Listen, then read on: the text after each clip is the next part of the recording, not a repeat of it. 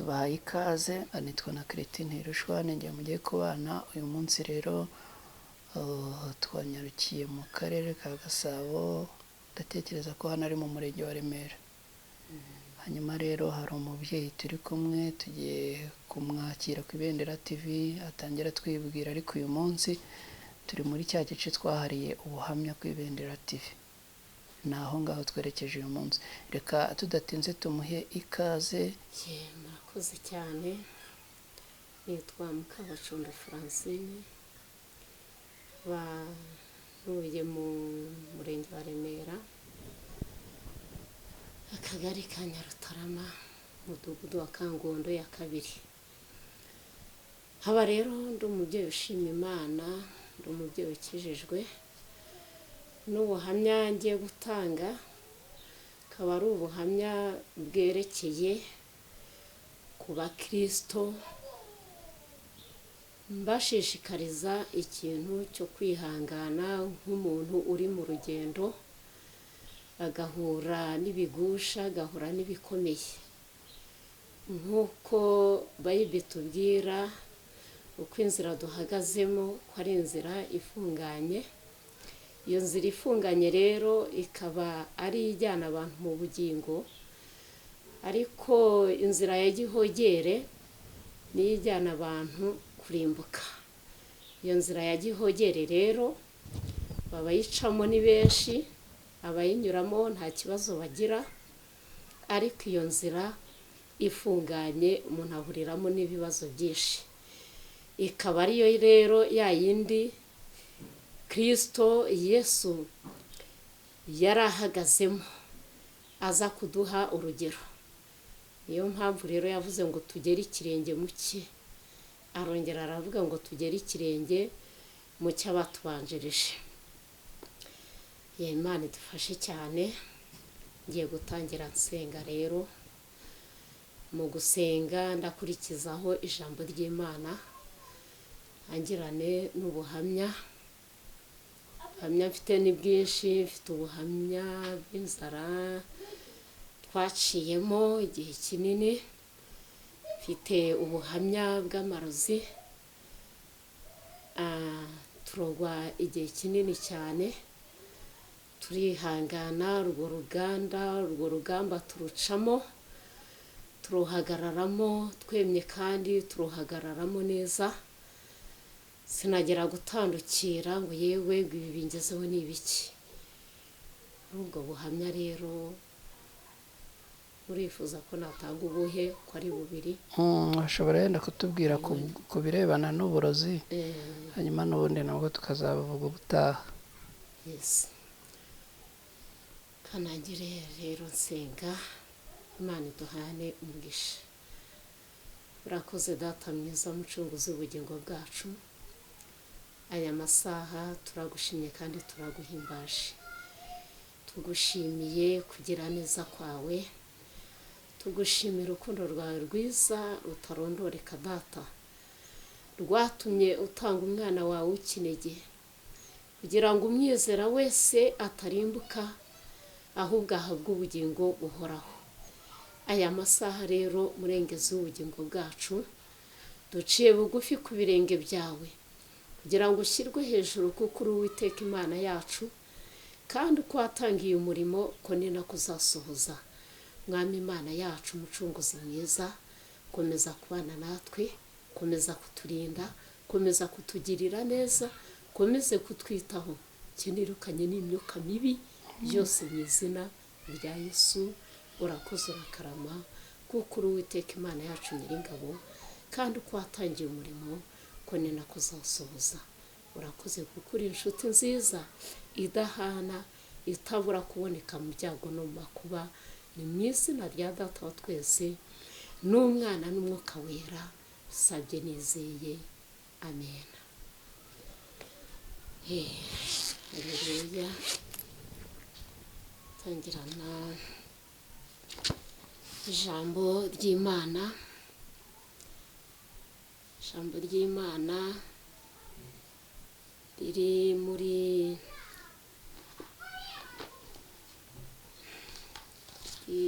Yakobo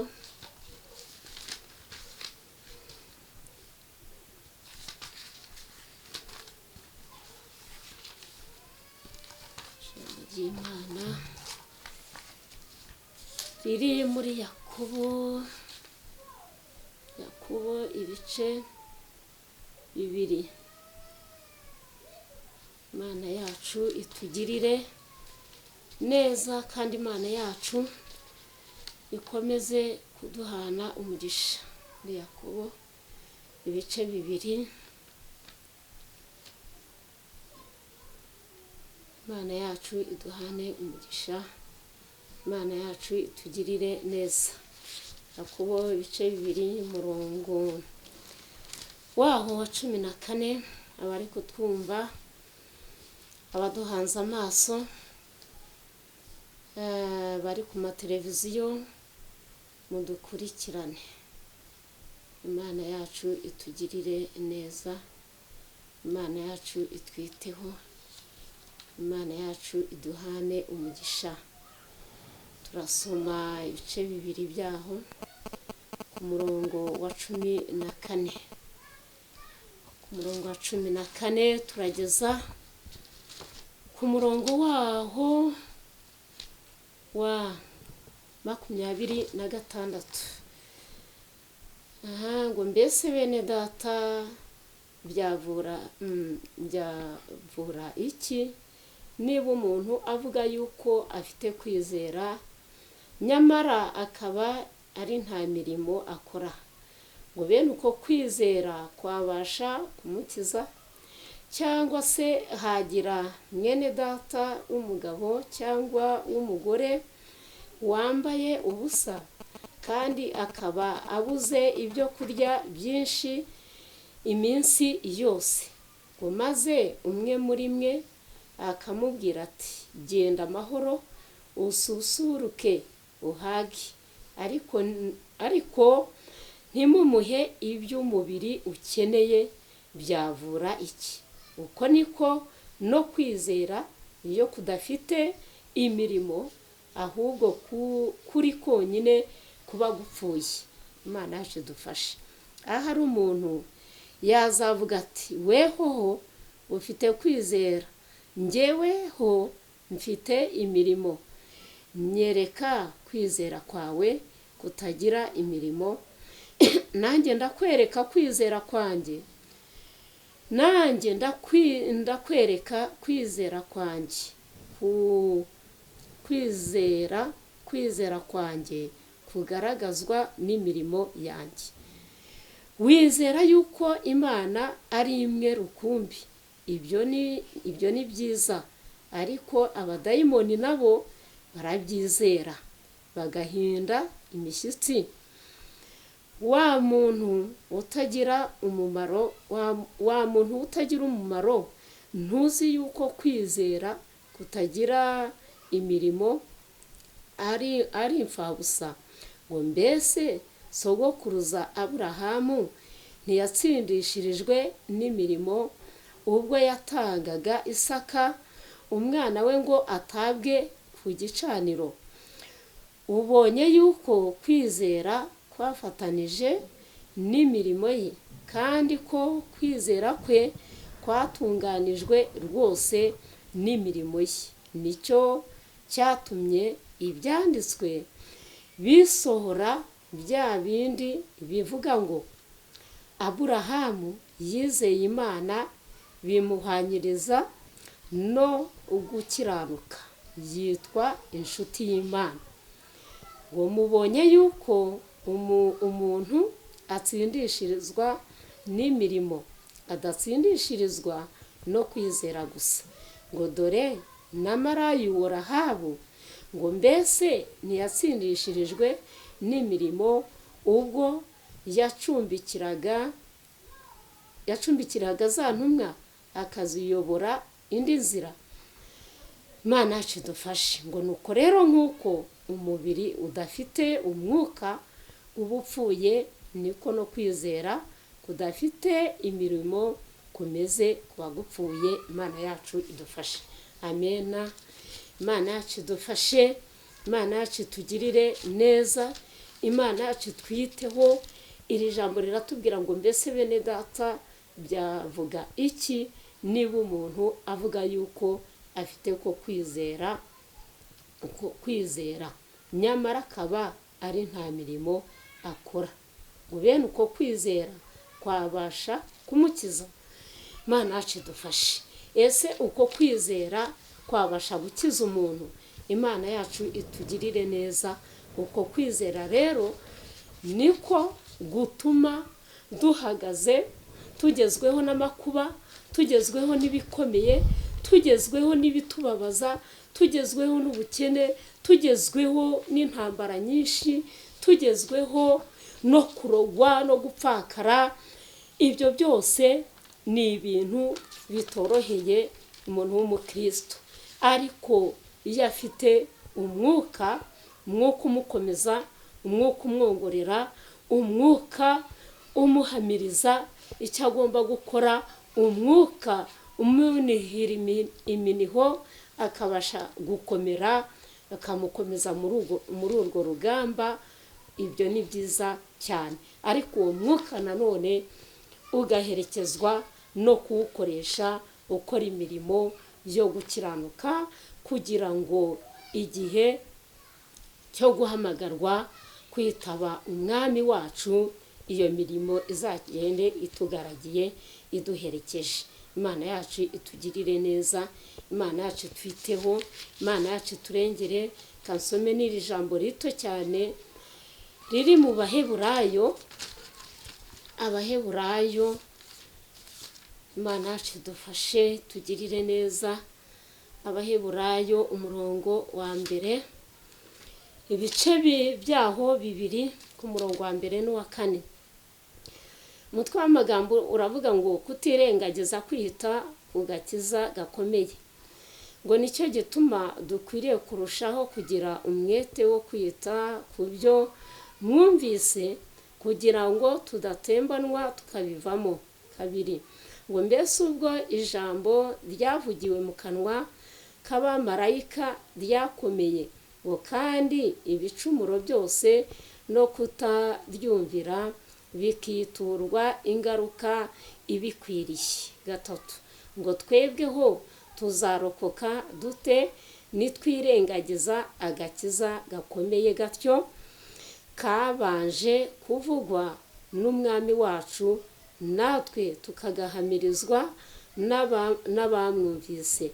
Kane, Imana ifatanije nabo guhamya ihamirisha ibimenyetso n'ibitangaza n'imirimo ikomeye y'uburyo bwinshi n'impano z'umwuka wera zagabwe nk'uko yabishatse. Imana yacu idufashe.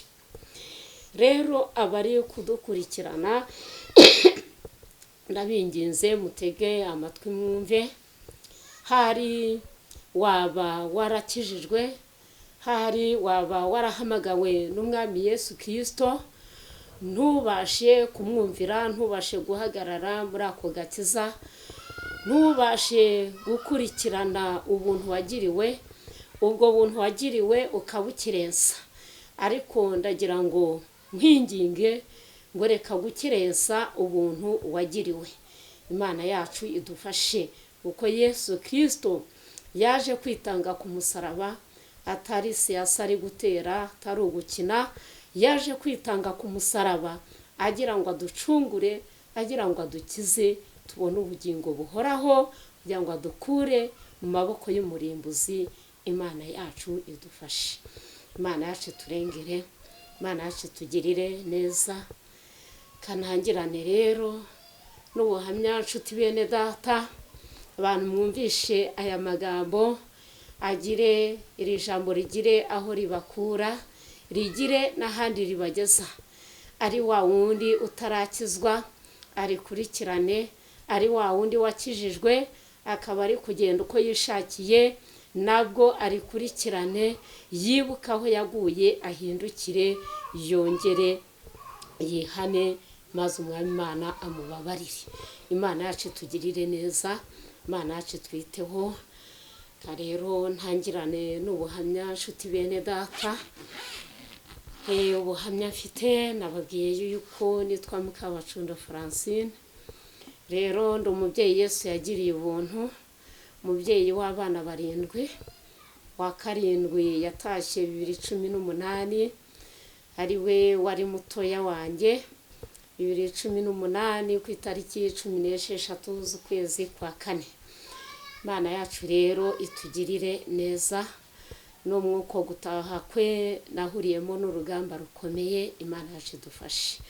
Ubuhamya rero ngiye kubashyikiriza bene data, ubwo buhamya n'ubuhamya bukomeye, ubwo buhamya bukwigishe, ubwo buhamya bugutere gukomera, ubwo buhamya kandi bugutera urukundo nk'uko ijambo ritubwira ngo n'abanzi bacu tubakunde. Yesu aduhane umugisha.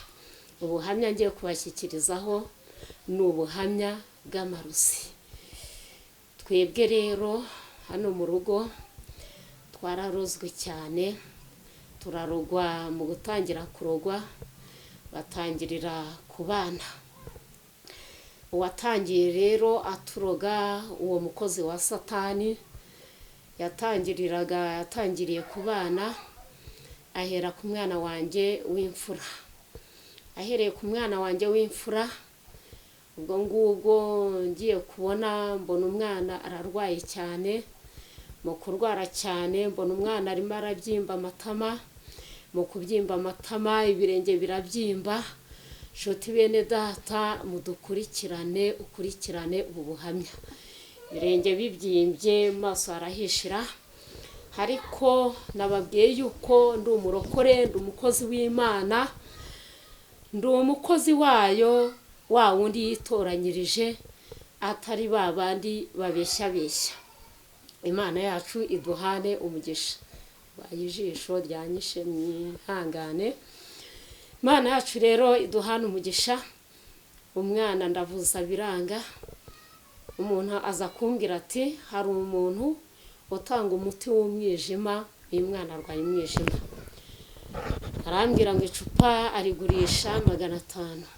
Ako kanya rero shaka amafaranga njya kugura umuti. Mu gihe ngiye kugura umuti, mu gihe ngiye kumuha, aba bandi begera Imana, za nshuti za Yesu, mwe murabyumva neza, nimvuga muranyumva neza, mwebwe muri mu mwuka w'Imana ubayobora, atari wa wundi wa pirate, abantu bari kubeshya barimbura abantu, bari gutanga kuri iki gihe. Imana yacu idufashe. Mu gihe ngiye guhereza umwana umuti, Imana yanjye nsenga, muzi yuko dusenga Imana ivuga, Imana ihishura ibihishwe, Imana ikiza amarozi, Imana yirukana abadayimoni mu bantu, Imana ikiza za ndwara zose zananiranye, Imana ikiza sida, Imana ikiza kanseri. N'ubu iwanjye hano ahantu haba huzuye benshi bahakiriye kanseri, bahakirira abadayimoni, ku buryo iwanjye hahora hari abantu. Imana yacu idufashe. Umwana mu gihe ngiye kumuha umuti rero, ya Mana yanjye yantoranyije ikankura mu magana y'abanyabyaha, niyo yanyihamagariye, nta muntu wigeze ambwiriza ubutumwa. Ibyo mubikurikirane mubyumve. Hanyuma rero mu gihe ngiye kumuha umuti, ya Mana yanjye senga nkorera nakurikiye, ngahaguruka mpagurutse, atari ugutera waraza, atari siyasa, atari byo nishyiramo. Ariko imbere gato Imana yanjye ikimpamagara, ihita impa umwuka wera, insukira impano zose. Irambwira ngo mwana wanjye nguhaye impano zose uko zingana. Iryo jambo narivuze no mu buhamya nabanjirijeho. Imana yacu idufashe, Imana yacu itugirire neza. Mu gihe ngiye kumuha umuti, ya Mana yanjye irambwira ngo wimuhe umuti, ahubwo umwana baramuhumanyije. Irangije kumbwira ngo baramuhumanyije, nibwo yahise imbwira ngo ejo ku isaha 11 uzaba ureba ibyo mpuye muri uwo mwana. Rero iyo saa 11 ku munsi w'ejo yari imbwiye, nimvuga ejo ubwo murabyumva namwe, uko turi uyu munsi ejo hari ejo nyine hazaza. Imana yacu idufashe, Yesu wacu adukomeze. Hanyuma rero kuri ya saha ejo ya 11 yambwiye, nibwo niyicariye ku karago, nari nkifitiye akarago, irimo iragenda inzamura mu ntera gato gato, ibyayo bigenda buhoro buhoro nk'uko yabimbwiye, nk'uko uyubashye imwubahisha. Nigiriraga akarago muri saro kakaboheshejwe ubwatsi, hanyuma akaba ariko niyicariraho ngasenga Imana. Hanyuma kuri iyo saha ya 11 nicaye n'umwana wanjye, ntago yabashaka guhaguruka, ariko kuri babubaha Imana yagiraga iminota nk'ibiri, ikamuhereza nk'iminota nk'ibiri, najya kubona nkabona umwana arahagurutse, aragiye, arasohotse, arakinnye, agakina. Iyo minota 2 yarangira umwana akagaruka kongera akaryama. Iyo yaryamaga ntabwo yashoboraga kubyuka, keretse iyo Yesu yamuhaga iyo minota akaba ari we umwibyukiriza. Yesu wacu adufashe. Hanyuma rero iyo saha 11 tuma nicaye aho ngaho, ya saha igeze ngiye kubona mbona umwana ararutse. Umwana araruka cyane. Amaze kuruka cyane, ibyo yarukaga ubururu. Niba muzi, ngira ngo murabuzi, ubu bururu dukunda gutera mu myenda kugira ngo bufashe imyenda ye gucuyuka. Imana yacu idufashe. Ngubwo yirukiye ubururu gusa, niba muzi uko busa, niba munabwibuka, ubwo murihuta kubimenya no kubisobanukirwa. Rero ibyo yarukaga ari ubururu, mu minota nk'itatu byahise bihinduka umweru dede. Uko muzi umwenda w'umweru dede cyangwa akantu k'umweru keza, byahise bihinduka umweru. Mwako kanya rero Imana yanjye nsenga nkorera, nta buryarya, nta gukebakeba, nta kubyishyiramo, nta kwa kundi abantu bari kubeshya abantu ngo Imana yavuze kandi itavuze, kababwira ngo muze mushyikire ibitangaza byanyu hejuru y'ibyaha. Iyo Mana rero ni Imana itabangikanwa n'ibigirwamana. Yesu wacu adufashe. Kakubwira ibitangaza, waraye usambanye, waraye wibye, waroze, wimanya umunyu, wimanya amazi, ntago rero iyo ari Imana yaremye isi n'ijuru, ya yindi yambukije Abisiraheli inyanja itukura, ntago ariyo ibivuganye nawe. Ibyo ubimenye. Hanyuma Imana yanjye irambwira ngo ubu kano kanya amarozi nyamumazemo. Haleluya. Irangije irambwira ngo humura komera mwana wanjye. Irambwira ngo kugeza ubu umuntu utangiye kubaroga, ngo uburozi atangiranye nabwo abaroga, ngo nta muti n'umwe uzabukiza, ngo kandi agiye kubaroga cyane, agiye kubaroga inshuro nyinshi, ngo ariko uburozi bwe nta muti n'umwe uzajya ubukiza, ngo keretse njyewe, ni njyewe uzajya ubikiriza. Imana yacu idufashe.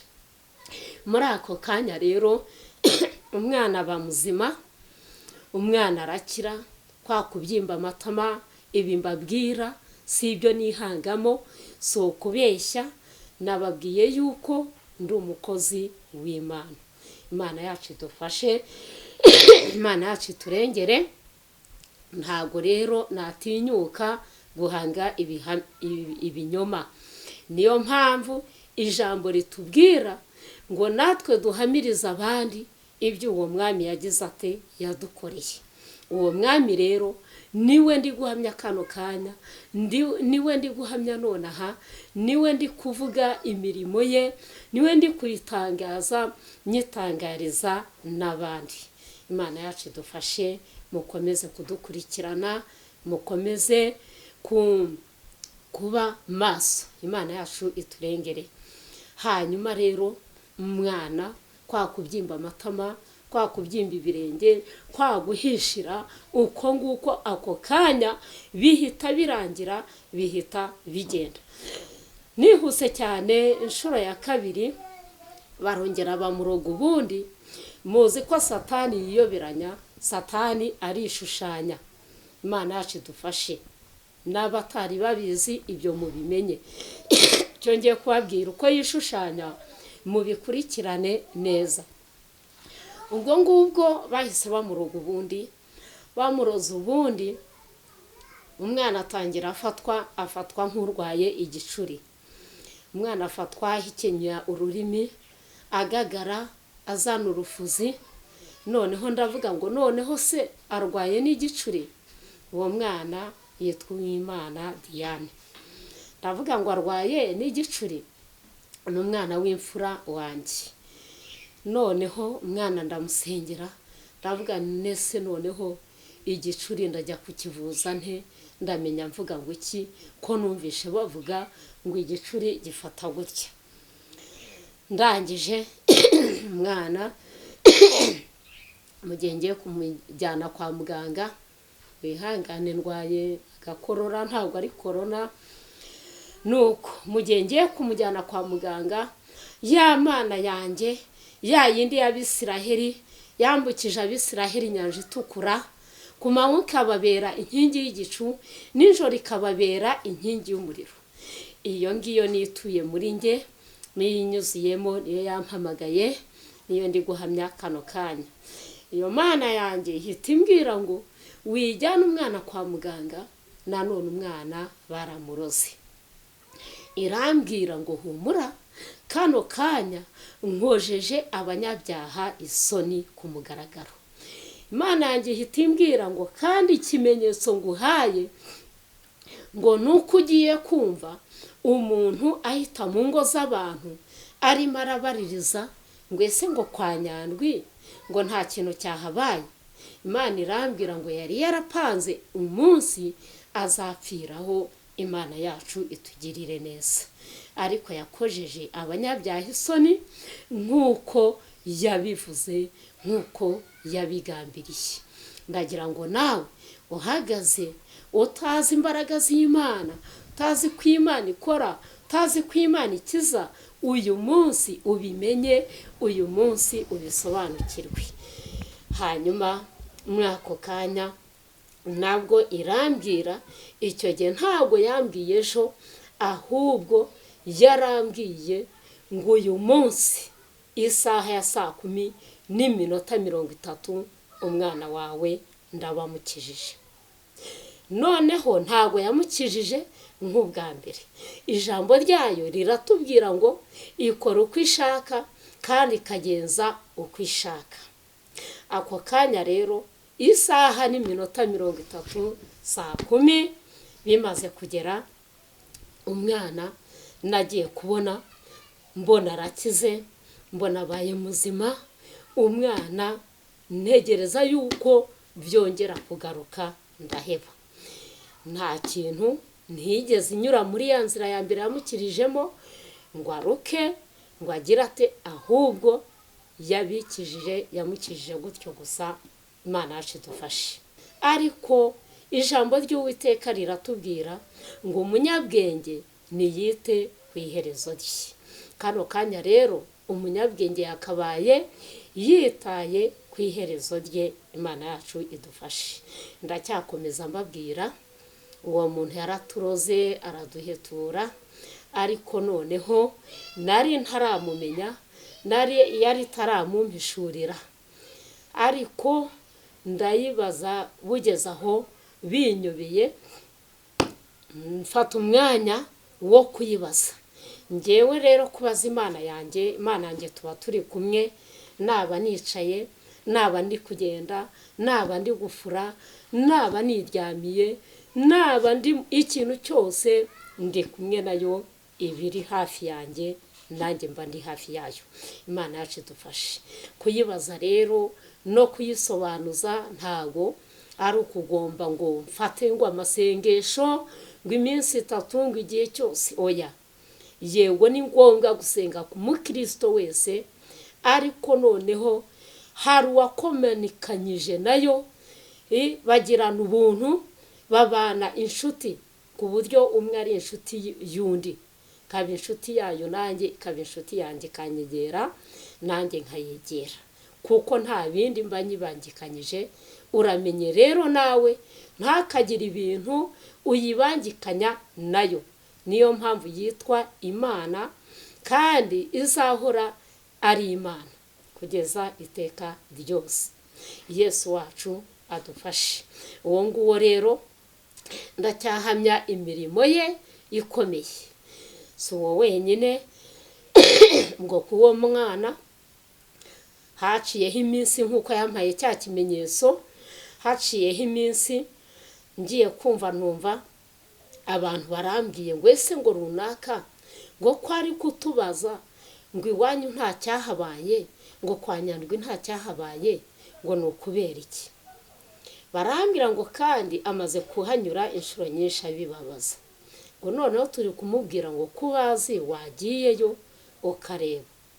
Imana yacu idufashe. Ubwo ikimenyetso mba ndakibonye. Imana yacu tugirire neza.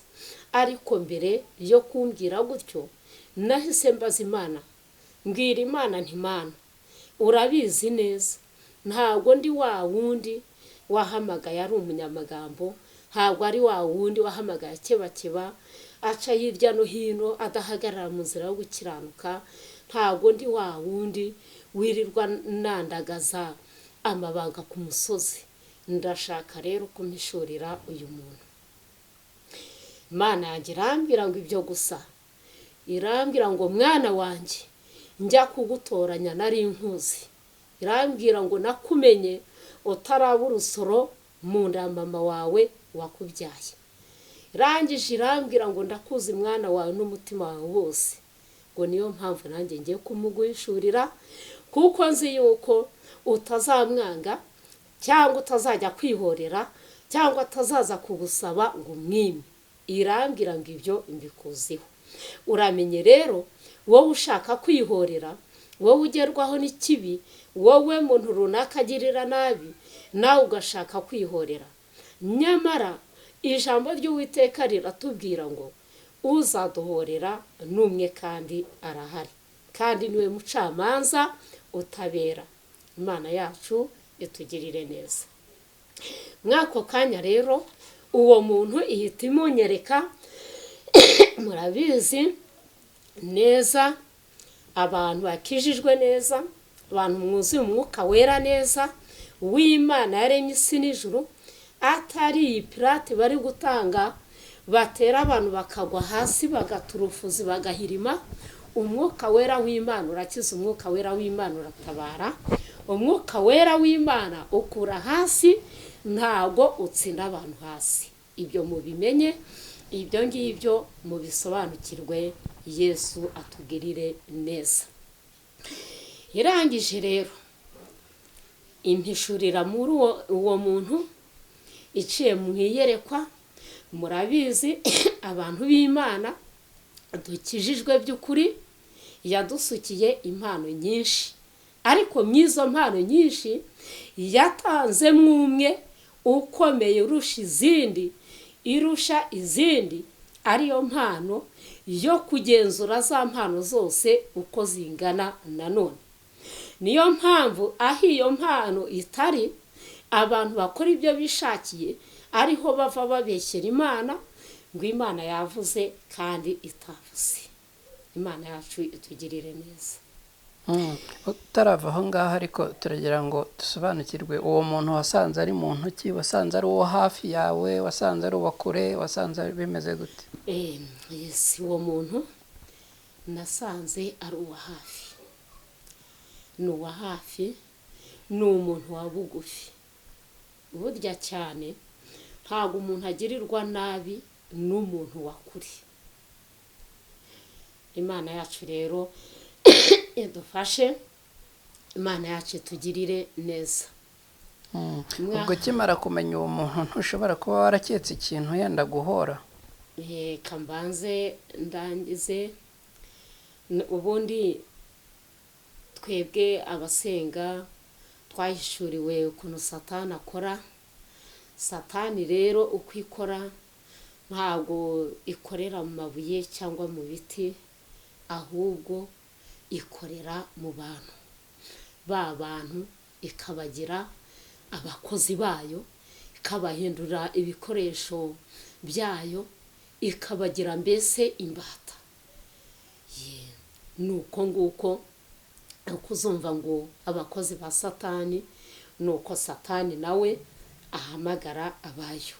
Uko Imana ihamagara abantu bayo, yewe Yesu yitanga ku musaraba azagupfira abantu bose, yapfiriye abantu bose nta numwe yarobanuye.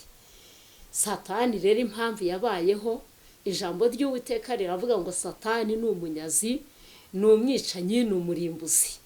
Rero kuko yamaze gucirwaho iteka, ategereje gutwikwa muri wa muriro Bibiliya itubwira, niyo mpamvu nawe ashaka akorana umwete kugira ngo agire abantu benshi bazarimburanwa, agire abantu benshi bazashyana muri uwo muriro, nawe acyura umunyago we. Uko Imana yihutira gutanga agakiza ku bantu bayo kugira ngo ibone umunyago wayo, irokora abantu ibakure mu maboko ya satani y'uwo murimbuzi, niko na satani akorana umwete ahamagara abantu, afata abantu abagira imbata zayo. Imana yacu dufashe ngira ngo ako ngako uragasobanukiwe. Hanyuma rero iza kuzana iyerekwa, nzanira iyerekwa gutya, cyo bita rero iyerekwa. Izo ni impano z'Imana. Gutya ndi hano ibasha kumishurira ibintu, kandi gutya ikaba iri kunyereka ibintu, ikaba iri kunyereka n'ibiri mu mutima w'umuntu. Ngiryo iyerekwa.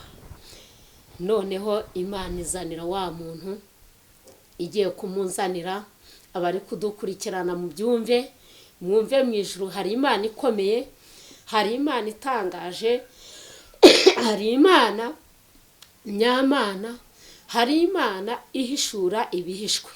Bya bindi mwirukanka mujya mu bapfumu ngo murashaka kumenya, ngo murashaka gusobanukirwa, ngo murashaka kumenya ababagiriye nabi, ngo ndetse ngo murashaka ngo no kwihorera. Ibyo mubirekeraho, kuko mu ijuru hari Imana ihishura ibihishwe. Inshuti bene data mudukurikirana, mukomeze kudukurikirana nyine kandi muri maso. Ako kanya hise inzanira wa muntu, iramuzana. Ngiye kubona mbona afashe akadobo k'amacupa 7 abantu dukunze gutunga mu ngo zacu. Ngiye kubona mbona aragapfunduye, apfukama imbere yanjye. Maze kugapfundura, azana udukombe 2 tw'icyuma, utu tw'imikondo, ngira ngo muratuzi namwe. Amaze kutuzana, ngiye kubona mbona apfunduye ka kadobo, mbona aradashye, akuyemwo adaha ibintu birenduka, bikajya bicubuka, bikongera bikagwamo, akongera akabidaha, akongera akabisubizamo. Mwako kanya rero ngiye kubona, mwitonde cyane kandi musobanukirwe, mbona azanya amababi y'igiti cyo mu ishyamba. Amababi y'amababi azanye, ngiye kubona mbona ayagabanyijemo 2. Ayagabanyijemo 2, afata amababi amwe ayavugutira muri bya bintu biri mu kadobo birenduka, yadahaga bigacubuka. Amaze kuyavugutiramo, mbona avugiyeho amagambo menshi. Amagambo yavugaga nta na rimwe nabasha gusubiramo. Bene data abakozi ba satani, nibwo muzumva ngo satani afite imbaraga. Satani afite imbaraga rero koko, ntabwo ari imikino, hari kwibanga dufite tugendana. Kandi nuko ijambo ry'Uwiteka Imana Nyiringabo ritubwira ngo hejuru y'imbaraga z'abadayimoni hari imbaraga z'Uwiteka Imana Nyiringabo. Ako kanya rero amaze kuvugira ayo magambo, ubwo aracyapfukamye, apfukamye hejuru y'iyo ndobo.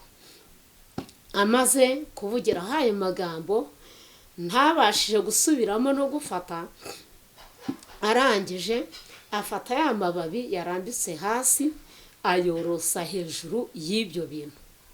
Amaze kuyorosa hejuru y'ibyo bintu yongera kuvugiraho amagambo nanone.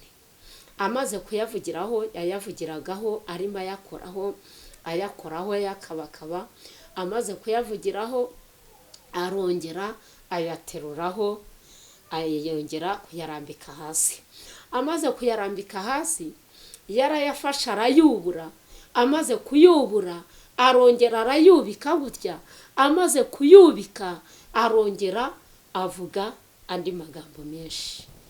Amaze kuvuga amagambo menshi ahera ko mbona adashye afashe twa dukombe aradashye araduhereje uwo muntu. Amaze kuduhereza ndanywa njye n'abana, mwambyumvishe yuko ni Imana yashakaga, nashatse gusobanukirwa uwo muntu uwo ari we. Amaze kuduhereza rero mwako kanya umutima wahise ubyimba, umutima wanjye wuzura isesemi. Ubwo ni mwiyerekwa murimo kubikurikirana. Umutima umaze kuzura isesemi nyinshi cyane ni nako naraye. Icyo gihe ntago nariye, namaze iminsi 3 ntarya ntananywa, kubera ko numvaga umutima wendaga gushwanyuka huzuyemo isesemi nyinshi cyane. Aho ngaho rero niho yahereye afata umwana wa kabiri. Uwo muntu ibyo mbabwira ni ukuri. Uwo muntu rero ntago nshatse kumuvuga, ntago namuvuga, ariko ndagira ngo impamvu ntanze ubu buhamya, ndagira ngo mube maso kandi umenye yuko nawe kwibasha kwirinda umuntu wa bugufi bitari hafi aha ngaha, ahubwo ari Imana yonyine izabirangiza. Ushobora kuba uri mu rugamba nk'urwo narindimo icyo gihe, nawe uri kurogwa umusubirizo, uri kurogwa uko bwije nuko bukeye, abana bawe bari kurogwa, ariko ndagira ngo nkubwire ngo ntawe uhemukirwa n'uwakuri. Imana yacu idufashe, Imana yacu itugirire neza. Niyo mpamvu ijambo ry'Uwiteka ritubwira ngo Imana yacu niyo kwizerwa, ngo kandi no kubikora izabikora rero nuyizera, nuyiringira.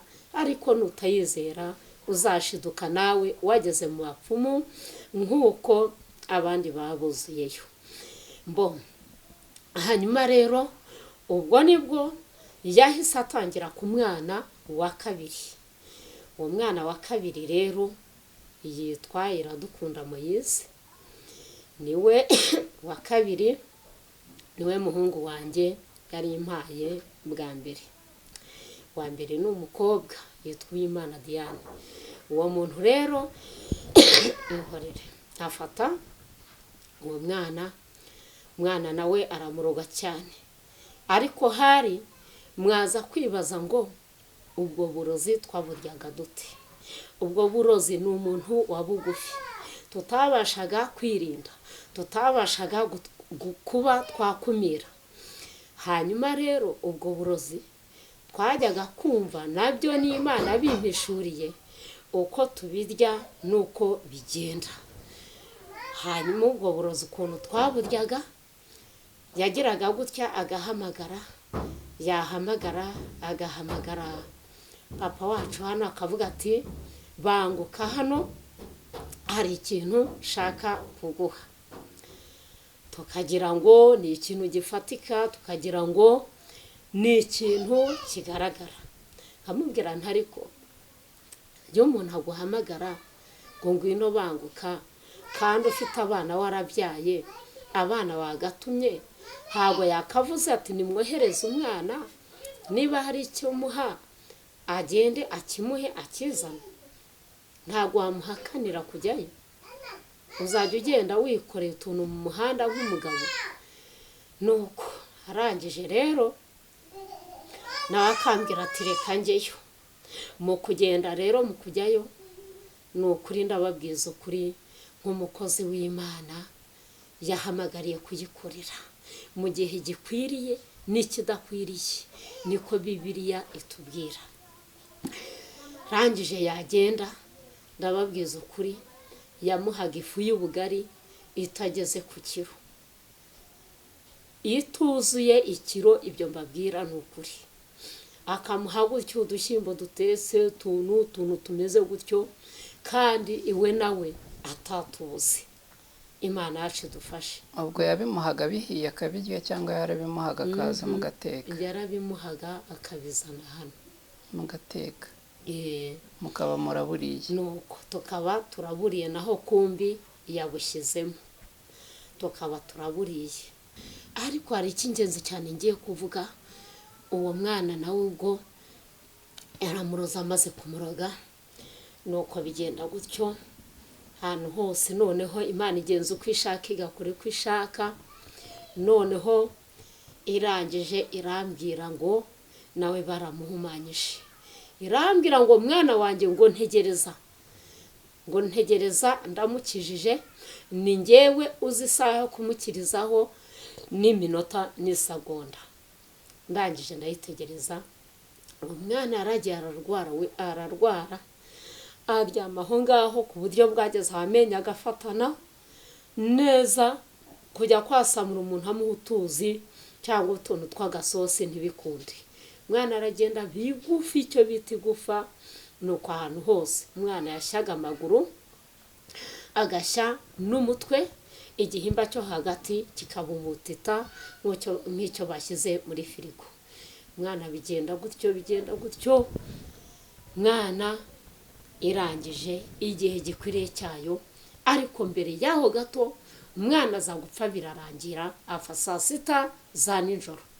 Umwana apfuye saa sita za nijoro, ndimo ndavunagura muri make, maze gupfa saa sita za nijoro. Hanyuma umutwara arambwira ati wihangane, umwana birarangiye.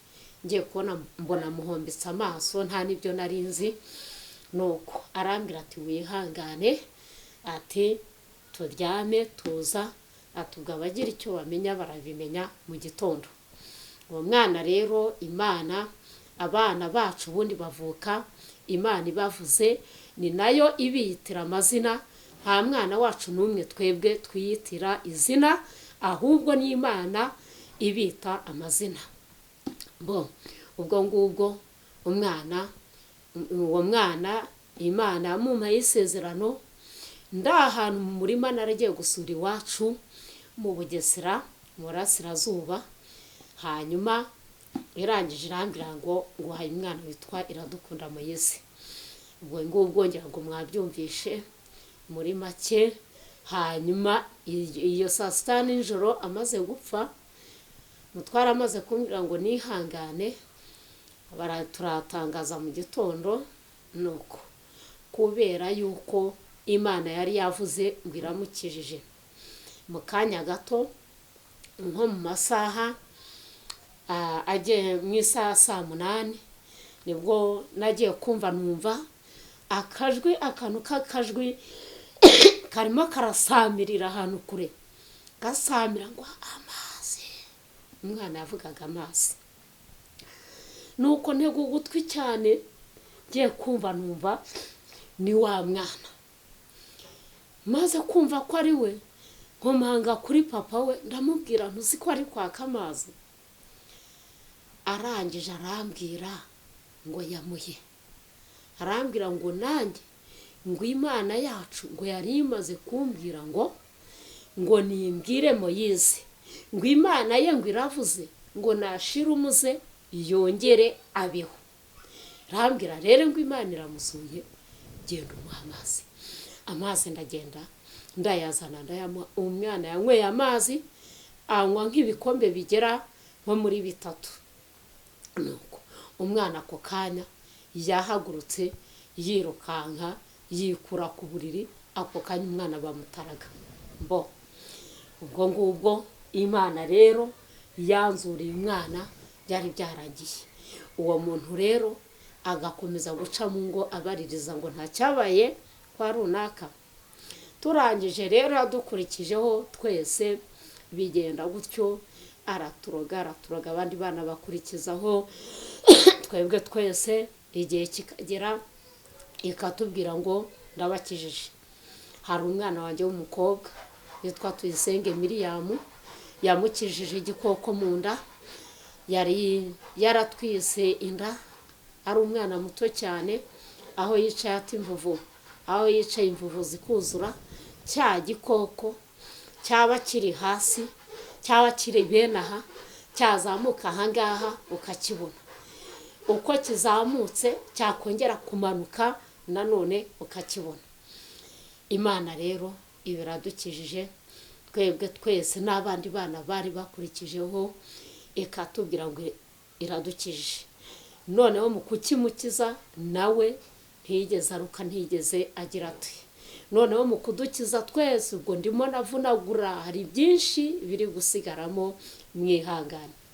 Irangije rero iratubwira, irambwira ngo iyi saha ya 9:00 ndabakijije, mwese murabona ibavuyemo.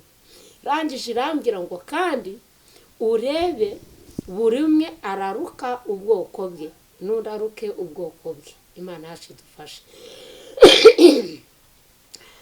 Ya saha yatubwiye igeze, buri wese turukira icyarimwe. Mukuruka icyarimwe, barutse ibikeri, imiserebanya, bigenda byirukanka, bindi imiziha, ibigize gute ntabwo nari nzi imiziha. Umutware niwe wabirebye, aravuga ati dore n'imiziha. Imana yacu idufashe.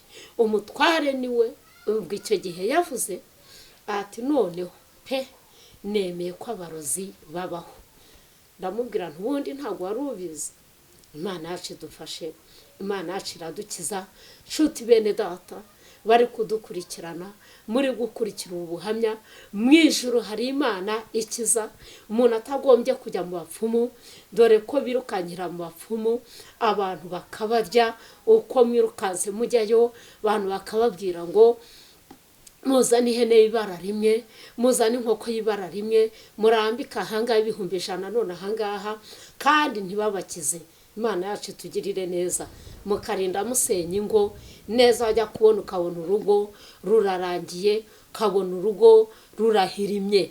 Imana yacu dufashe. Ariko ndagira ngo mbahamirize yuko mu ijuru hari Imana ikiza, hari Imana ikiza amarozi, hari Imana ikiza abadayimoni, hari Imana ikiza indwara zananiranye zigize akarande ku muntu.